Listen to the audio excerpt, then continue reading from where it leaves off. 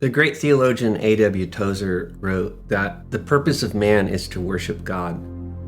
If that's true, then worship has to be something more than just 30 minutes of music before the preacher starts preaching. I believe that worship is at the heart of what it means to be a Christ follower, the very core of discipleship.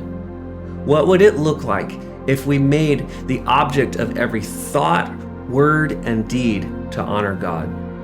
In the Old Testament, when God would move, people would stop right then and there and build an altar before the Lord. And these altars had a dual purpose. They would be both a place where God's glory rested, but also for generations to come, they would be a monument to what God did there.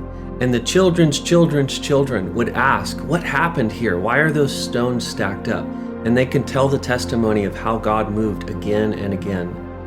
In the New Testament, the Apostle Peter writes that we are living stones being built into God's sanctuary. Our lives now have the same dual function as the Old Testament altars. We are both a place where God's glory rests and a monument of His grace to the world around us.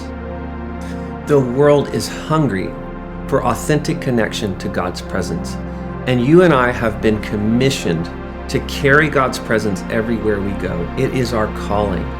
And that kind of connection always begins in worship. Worship is the culture of heaven. It is what happens there day and night and day, and it will happen for all of eternity.